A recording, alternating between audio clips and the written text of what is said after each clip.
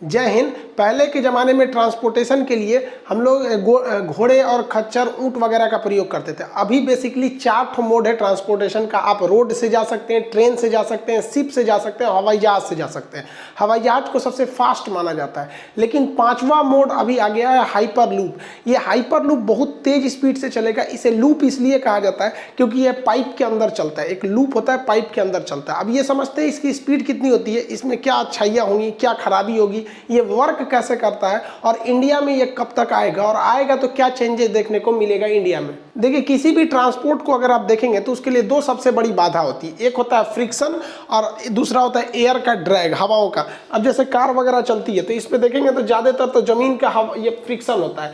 ये फ्रिक्शन इतना तेज होता है कि ये गाड़ियों को रोक देता है। जैसे कहीं पे भी ढलान पे चली गई तो रोक देता है वो, ये फ्रिक्शन।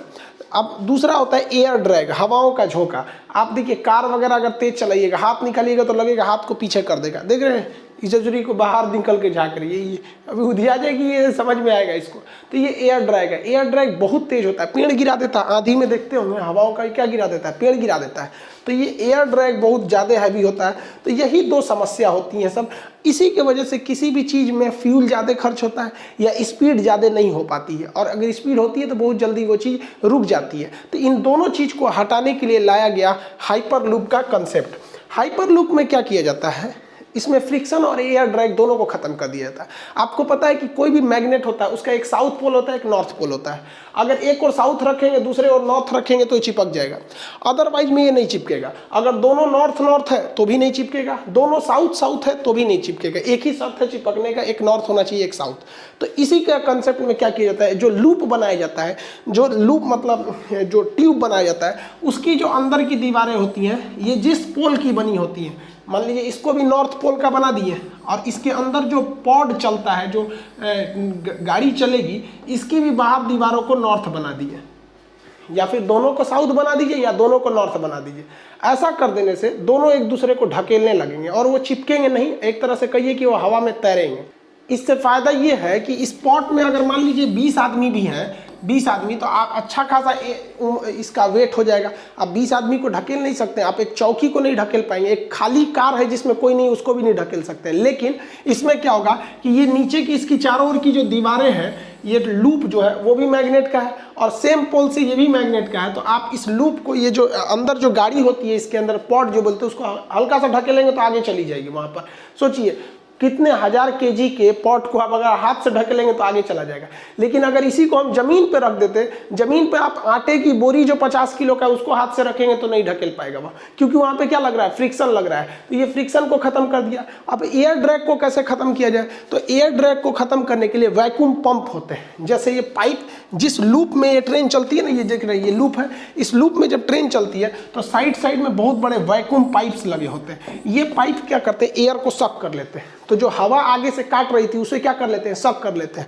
तो ये वैक्यूम पंप जो होते हैं सब, ये हवा को खींच दिए सब, और मैग्नेट क्या किया, ऊपर उछाल दिया। तो ना इसके लिए फ्रिक्शन रह गया और ना ही इसके लिए अब किसी भी तरह का एयर ड्रैग रह गया। तो इस ट्यूब में अगर आप देखेंगे तो इसमें फ्रिक्शन भी नहीं है और ना ही इसमें एयर ड्रैग है। अब इसके अंदर जो चलते हैं वो पॉड चलते हैं। पॉड जो होता है, जो एक छोटा सा कैप्सूल टाइप का होता है, इसमें 20-25 आदमी बैठेंगे जितनी इसकी कैपेसिटी होती है। ये ट्रेन की तरह नहीं होता है, एक एक बॉगी समझ जाइए उसकी तरह होता है। इसके अंदर बैठा जाता है। इस बॉडी के अंदर, इसके अंदर एयर होता है। जिस तरह हवाई जहाज के अंदर ऑक्सीजन होता है ना, हवा, तो इसके अंदर एयर वगैरह रहेगा। इसको अंदर डाल के बंद कर दिया जाएगा। बंद करेंगे तो हवा तो साथ में चली जाएगी।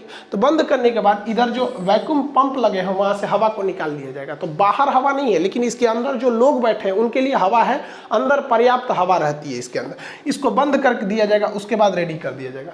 अंदर का जो डेकोरेशन होता है वो इसी टाइप का देखने को मिलता है। अभी सबसे पहले इसे लॉन्च किया जाएगा। देखिए, लॉस वेगास में तो अभी स्टार्ट हुआ है, ह्यूमन ट्रायल कर लिया गया। वर्जिन हाइपरलूप के जो थे उन लोगों ने पहली बार, इन्हीं दोनों लोग ने इसका ह्यूमन ट्रायल किया है। ये इसका इंटीरियर लुक है।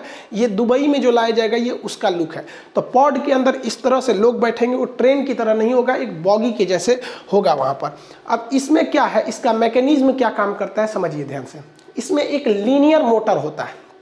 लीनियर मोटर इसे आगे ढकेलता है। गोल घूमने वाले मोटर जो आप तो जानते हैं, लीनियर मोटर उसे कहते हैं जो किसी चीज़ को आगे ढकेलता है। तो इसमें एक लीनियर मोटर लगा रहेगा जो इस कंटिन्यूअस आगे क्या करेगा, ढकेलते रहेगा। फ्रिक्शन है नहीं, तेजी से भागेगा।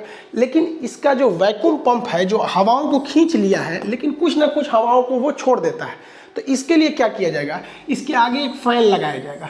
वो फैन क्या करेगा, आगे से हवाओं को खींच के पीछे की ओर फेंक देगा, जिससे क्या होगा, वो तेज और चलने लगेगा। आप कहेंगे कि सर फैन लगाने से तो बेवकूफ़ी है, और रियल में भी दिख रहा है। जब वैक्यूम पंप ने पूरी की पूरी एयर को सक कर लिया है, लगभग 95-96% एयर को सक कर लिया है, तो फिर इस फैन का काम क्या है भाई साहब, यही ब्रेक का काम करेगा उसमें। जब कभी भी रोकना है ना, तो इसीलिए 100% वैक्यूम नहीं छोड़ा जाता है, 90% ही हवा निकाली जाती है। 10% हवा रखना है कि उसी के बदौलत हमें ब्रेक लगाना है। तो आगे भी फैन रहते हैं और पीछे भी फैन रहते हैं। जब इसे चलना है तो ये ठीक डायरेक्शन में चलते हैं, रोकना है तो इसमें तो ब्रेक है नहीं, क्योंकि इसमें चक्के नहीं रहते हैं। चक्का रहेगा तो फिर तो ये तो घर्षण करने लगेगा, तो हवा में तैर रहा है। तो इसी फैन को जब उल्टा घुमाते हैं ना, तो वो रुकती है वहाँ पर, वो वहाँ पे रुक जाता है, अदरवाइज में रुकेगा ही नहीं। तो ये फैन लगाना बेवकूफ़ी नहीं है भाई साहब, बड़े बड़े साइंटिस्ट इंजीनियर बनाए हैं, सब बेवकूफ़ी कैसे करेंगे। तो इस हिसाब से ये चलेगा। और इसमें बिजली बहुत ही कम चाहिए, क्योंकि फ्रिक्शन है नहीं। फ्रिक्शन रहेगा तब ना कंटिन्यूअस मोटर चलाना है, एयर ड्रैग है नहीं, तो बिजली बहुत कम है। अभी आगे जाके जब ये बनाया जाएगा, जब ये बन के तैयार होगा, तो आप देखिएगा इसकी बिजली अलग से ज़रूरत नहीं पड़ेगी। इसी के ऊपर क्या करेंगे लोग, सोलर पैनल लगा देंगे, क्योंकि ये तो ब्रिज के ऊपर से जाता है। तो सोलर पैनल लगा देंगे और उसी सोलर पैनल से दिन के समय डायरेक्ट चला देंगे, रात के समय इसकी बैटरी को, इससे बैटरी चार्ज करके लगा सकते हैं। तो ये काफ़ी फायदेमंद होगा जब ये पूरी तरह से रेडी हो जाएगा। तब इसे जहाँ तक ले जाना रहेगा, ये लूप जाएगा। ये लूप जो देख रहे हैं ना, पाइप की तरह, ये पाइप बहुत पतला नहीं रहता है, कमरे बराबर होता है पाइप। उसके अंदर वो ट्रक, एक बस के बराबर पॉट जाएगा, वहाँ पर वो उसी के अंदर जाएगा। जहाँ तक आपको ले जाना है, आपको ये लेकर ही जाना पड़ेगा। इसका कंसेप्ट 200 साल पहले पुराना है। जर्मनी, ब्रिटेन में इसे पहली बार लगाया गया था जब औद्योगिक क्रांति के समय था, लेकिन बाद में वो उतना अच्छा नहीं हो पाया।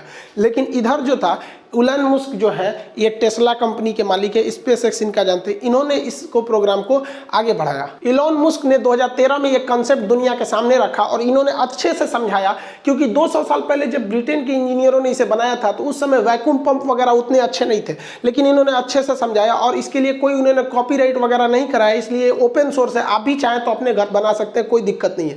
तो इनकी कंपनी बहुत ज़्यादा है, एक ग्रीन फील्ड में इनकी कंपनी बहुत ज़्यादा काम करती है, सोलर एनर्जी वगैरह में। टेस्ला मोटर्स, इनका अपना गाड़ियाँ वगैरह चलती हैं। और उस पर बाद इनका स्पेस एक्स जो अंतरिक्ष में है, हर चीज़ है। इनके लिए एक अलग वीडियो बनाना पड़ेगा भाई साहब, ये बहुत महान व्यक्ति है, इनका क्या कहना है मत पूछिए। ये युवाओं के लिए एक प्रेरणा है हम लोग के लिए। लेकिन वर्जिन हाइपरलूप जो है वो बहुत तेज़ी से काम कर रही है। सिद्धांत इन्होंने दिया, ये अभी बिजी है। वर्जिन एयरलाइंस चलती है यूरोप में, उन्हीं का है वर्जिन हाइपरलूप। इनके पास पैसे ज़्यादा हैं, तो ये सेम कंसेप्ट को ले आके बहुत ज़्यादा वर्क कर रहे हैं। 2014 से ये काम कर रहे हैं। अलग अलग कंट्रीज में इनके मतलब वर्किंग चालू है, ताकि इसे यूज में लाया जा सके, इस हाइपरलूप को। देखिए, इस हाइपरलूप के कुछ फ़ायदे भी होंगे तो कुछ घाटे भी होंगे। तो फ़ायदा हम लोग पहले समझ जाते हैं। फ़ायदा ये होगा कि इस पर मौसम का कोई असर नहीं पड़ेगा। बारिश हो रहा है, गर्मी हो रहा है, धूप है, कोई मतलब नहीं। बाहर क्या है कोई मतलब नहीं, ये तो पॉट के अंदर चल रहा है, अंदर से मौसम में क्या मतलब है। दूसरा फायदा है कि इससे जीव जंतु कम मरेंगे। ट्रेन से देखते हैं, कभी बकरी कट जाएगी, कभी गाय भैंस हाथी तक टकरा जाते हैं। अगर कोई वन्य जीव से निकलती है ट्रेन, तो इसमें जीवों की दुर्घटना नहीं होगी।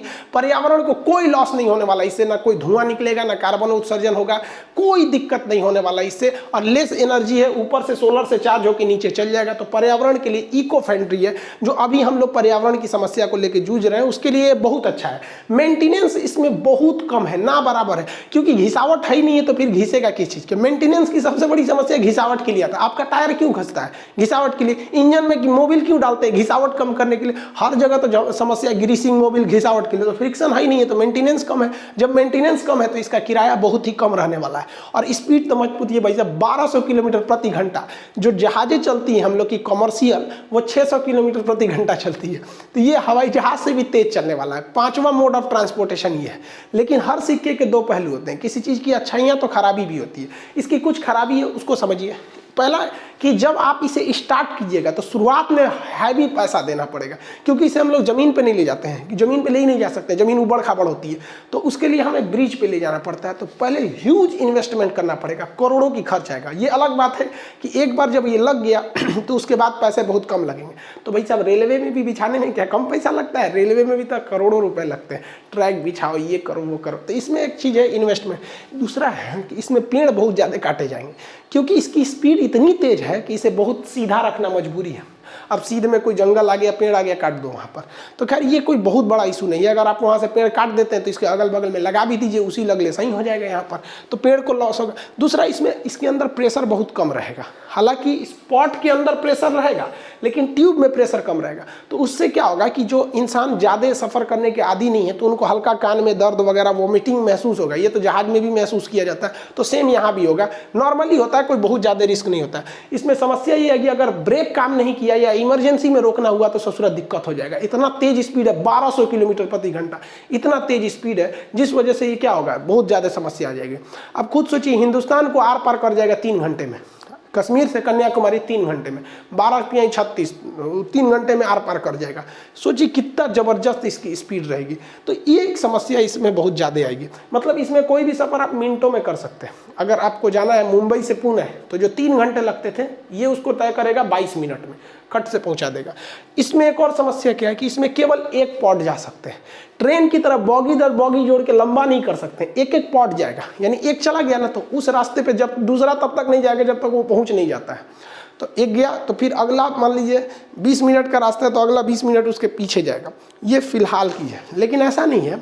जब भी कोई चीज़ का इनोवेशन होता है, आप खुद देखिए, जब पहली मोबाइल आई थी जो इतना बड़ा था, लोहा बराबर, और आजकल का मोबाइल देखिए, तो ये शुरुआत में भले ये है कि एक पॉट है, लेकिन आगे जाकर इसमें नए नए खोज होंगे और ये एक लंबी ट्रेन का रूप ले सकता है आगे जाकर। जब मोबाइल बना था तो किसी को नहीं पता था कि एंड्रॉयड और आईफोन इतना तगड़ा मार्केट कब्जा करेंगे। सबसे बड़ी समस्या इसमें भूकंप को लिया जा रहा है। देखिए, जब कभी भी आपकी गाड़ी की स्पीड कम रहती है ना, तो हल्का झटका भी उसको कोई दिक्कत नहीं होता है, लेकिन स्पीड ज़्यादा होने की वजह से थोड़ा सा भी झटका लगेंगे तो बहुत तेज मारेगा स्पीड की वजह से।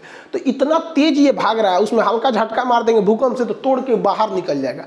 तो इसमें सबसे ज़्यादा रिस्क दुर्घटना की है। किसी भी वजह से अगर दुर्घटना हुआ तो एरोप्लेन में और हाइपरलूप में स्पीड ज़्यादा होने की वजह से इसमें लोगों का बचना बहुत मुश्किल है। लेकिन इतना तो कह ही सकते हैं कि एरोप्लेन से ज़्यादा सुरक्षित है, क्योंकि अगर एरोप्लेन गिरा ना भाई साहब, बचने का चांस बहुत कम है, ना बराबर है वहाँ पर।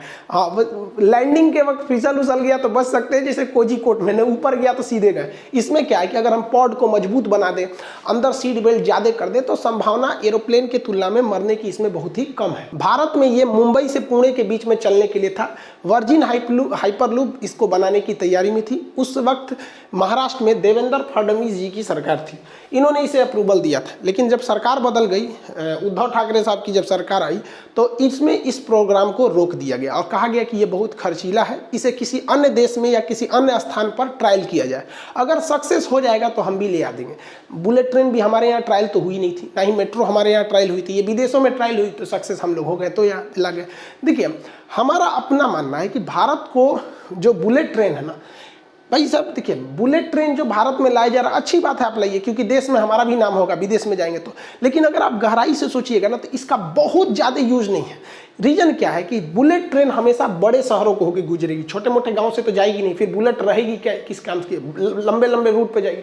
तो जितने बड़े शहर है वहाँ ऑलरेडी हवाई जहाज़ की फैसिलिटी है वहाँ पर, तो आप जहाज़ से तो जा ही सकते हैं। दोनों का किराया सेम है, दोनों की टाइमिंग भी सेम है, जल्दी वही पहुँचाता है। जितने बड़े शहर में बुलेट ट्रेन ले जाएंगे वहाँ ऑलरेडी है।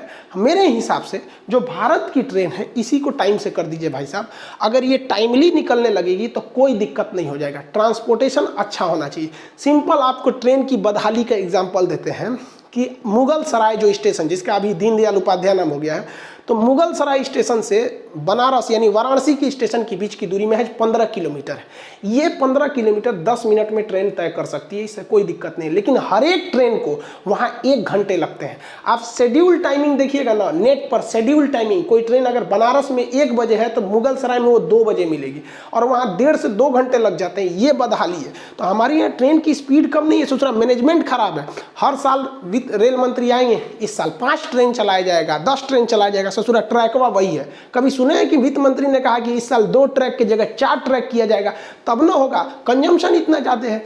ये हाल हो जाता है कि अगर भारत में किसी विद्यार्थी का जो बिहार से चला है दिल्ली एग्जाम देने के लिए, अगर कोई ट्रेन कहती है कि हाँ उसे 8 बजे सुबह दिल्ली छोड़ेगी और उस लड़के का शाम 4 बजे एग्जाम है ना, तो वो लड़का उस ट्रेन को नहीं पकड़ता है, क्योंकि उसको पता है कि सुबह 8 बजे की ट्रेन की कोई गारंटी नहीं है कि वो शाम 4 बजे पहुंचे कि नहीं पहुंचे।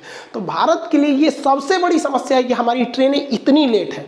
और रोडवेज का तो पूछिए मत, हमारे यहाँ जाम इतना लगता है ट्रांसपोर्टेशन पे। अमेरिका के राष्ट्रपति ने एक बार कहा था कि अमेरिका की सड़कें इसलिए अच्छी नहीं है कि अमेरिका डेवलप है, बल्कि रियलिटी ये है कि अमेरिका डेवलप ही हुआ इस कारण कि वहाँ की सड़कें अच्छी हैं। और ये हकीकत है, हमारे यहाँ सड़कें बहुत खराब है। अगर आपको 200 किलोमीटर जाना है ना इंडिया में, 200 किलोमीटर, तो आपके लिए कम से कम 6 घंटे चाहिए 200 किलोमीटर के लिए। लेकिन अगर वही जाना है आपको अमेरिका या यूरोप किसी डेवलप कंट्री में, तो 100 किलोमीटर मतलब 1 घंटा।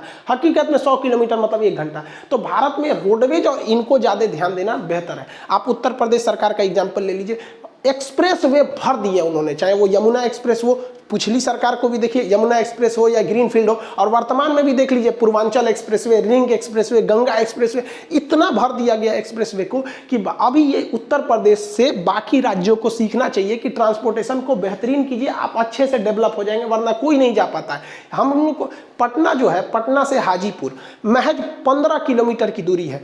15 किलोमीटर की दूरी को 1 घंटा से पहले कोई तय ही नहीं कर सकता है। हमारे सामने पटना और हाजीपुर के बीच में जब जाम लगा था तो एक एम्बुलेंस में एक आदमी मर गया, क्योंकि उसके पास ऑक्सीजन केवल 1 घंटे का था और मेरे सामने वो गाड़ी में फंसा हुआ था लगभग 3 घंटे से। एम्बुलेंस तक निकलने की जगह नहीं होती। तो ये सबसे बड़ी समस्या है। इसको राज्य सरकार और केंद्र सरकार सबको ध्यान देना चाहिए। और भारत में जाम की जो समस्या है वो लोगों की बेवकूफ़ी से फंसता है। मोटरसाइकिल वाला लेकर घुस जाता है यहाँ से सिरा के लिए, चल जाए यहाँ पे, अपने को हाइपर लूप समझ ले है सब। खैर आई होप आप इस हाइपर लूप को समझ गए होंगे। बाकी समस्याएं धीरे धीरे सॉल्व होती रहती हैं, समस्याएं कभी खत्म नहीं होंगी।